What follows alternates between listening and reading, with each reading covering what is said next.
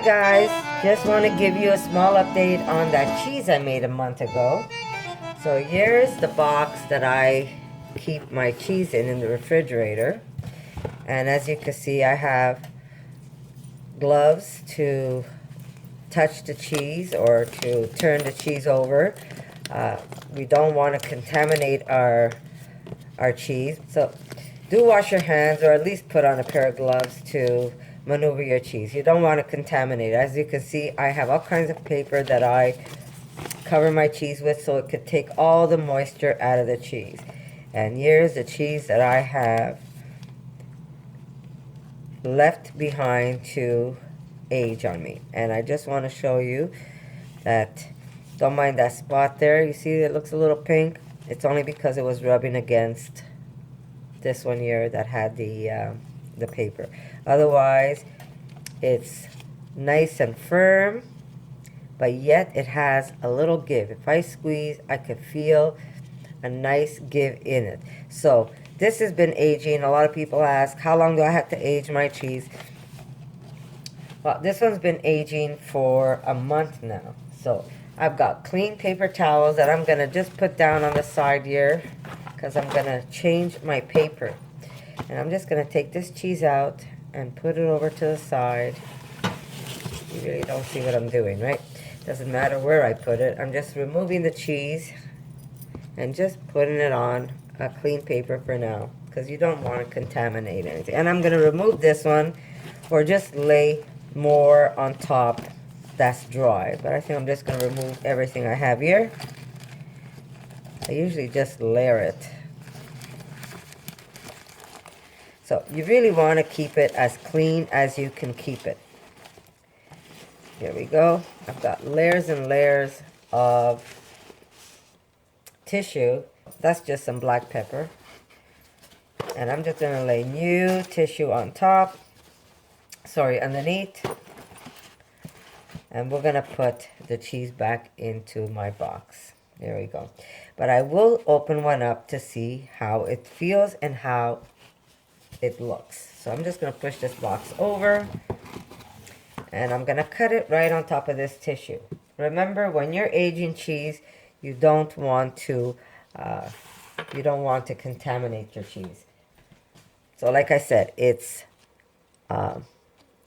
has a give. If you squeeze it, it has a tiny give, but it's firm. I don't know if you can hear that.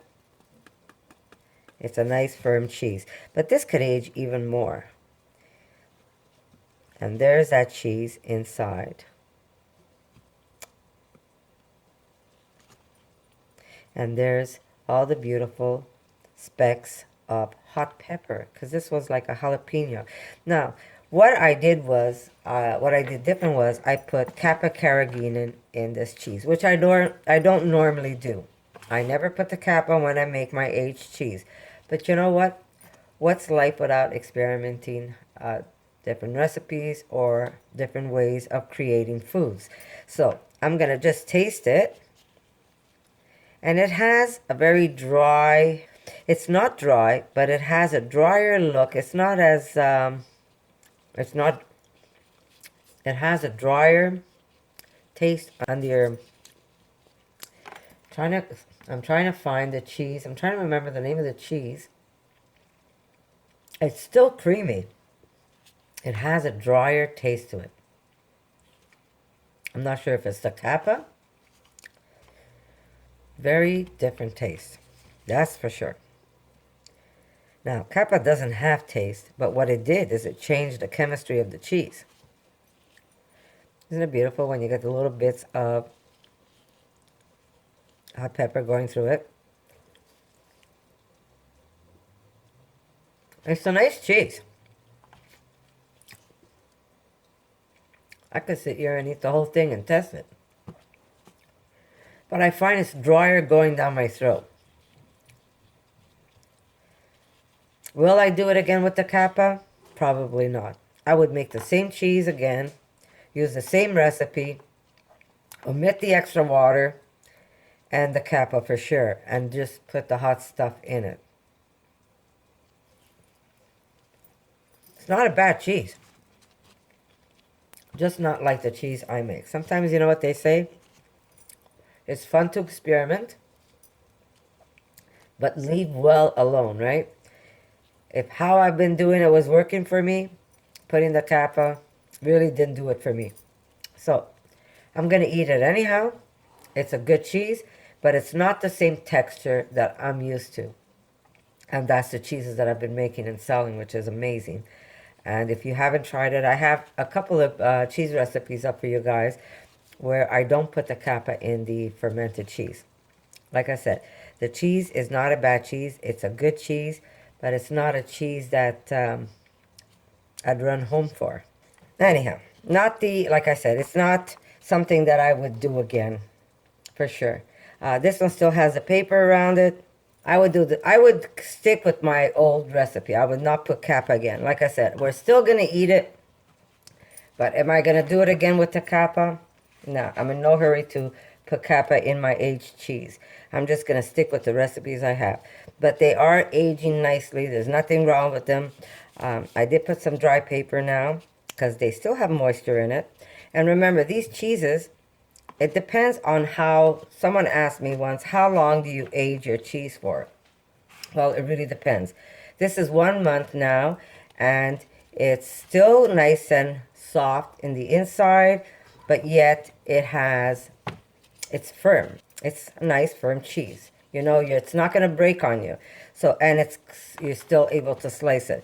But if you want it firmer, that's the taste. It almost has like a Parmigiano. You know when you eat a piece of Parmigiano Reggiano, it has almost like a dry texture in your mouth. I mean, not that it's bad. It's not bad.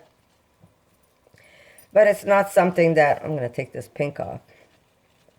And this pink is only because it was next to the ribbon. But otherwise, the cheeses are fine. If you see that you want to age it a little more, just make sure you give it a good dusting with some more. So, like I said, if you want to age it a little more, just, check out your cheese. Make sure that everything is fine. And maybe you want to just redust them a bit with... If you find your cheese is too wet, I would suggest putting a little bit of starch, either tapioca, whatever starch you have, and just redust it again and let it age a little longer. But this has been aging now for a month. And like I said, the taste is good. Am I crazy about the texture? I like my cheese without the kappa. I won't put the kappa anymore, that's for sure. I was not impressed. It didn't do anything to my cheese. Did it do something to the texture? I think so. It has almost like a granular taste to it. So not something that I'm really fond of, but it's not something I'm going to throw away either. It's edible. It's good. Just I'm not crazy with putting the kappa into my aged cheese. I will use the kappa if I'm making a softer cheese, like I'm going to probably be making a cheddar for you guys where I do use the kappa, but it's a whole different ball game. This is pure nuts, so using the kappa really didn't do it for me. But again, it's not a bad cheese, and really, you don't know till you try it yourself. So if you want to give it a try, I have a recipe up. I will put a link, but it's not something that I'm going to run out and say, oh, let's make that cheese with the kappa again. No, I'm not going to do that.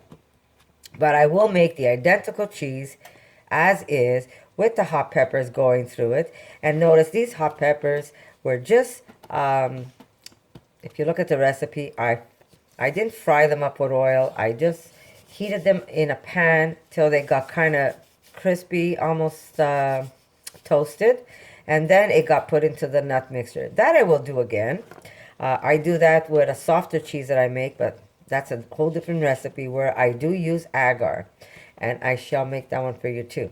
But will I put it in my aged cheese? No, I'm not going to put the cap anymore. But like I said, the cheese is still good. It's still edible. I'm not worried about it. But yeah, this is a small update just to show you that aging of cheese depends how long you want to age it. If you want it really dry, because this will get dry on you. The longer you keep it in the box and you keep moving that paper around and making sure that the paper sucks up all the moisture, your cheese is going to be just fine. It's not going to go bad on you. If you don't wear gloves and you contaminate the cheese, you might see some nastiness on your cheese. So be careful. Always keep it dry. I will powder this one again, so if you give me a second, or maybe I'll just leave this one and we'll just eat it. Eric and I will eat it later on.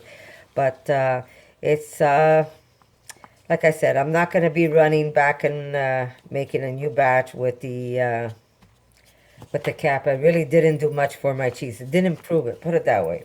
My cheese was fine without the kappa in it, so I'll be making it without it. So here you go, small update. I will put the other ones in to age a little longer, just to make them a little firmer. They get really hard on you, and you can't cut them to make slices for you to eat. Don't throw away your cheese. You could always grate it and put it on your pasta, so don't worry about that.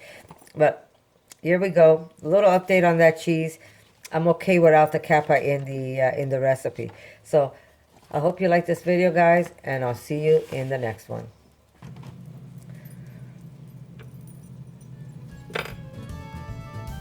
Raw crackers and raw cheese.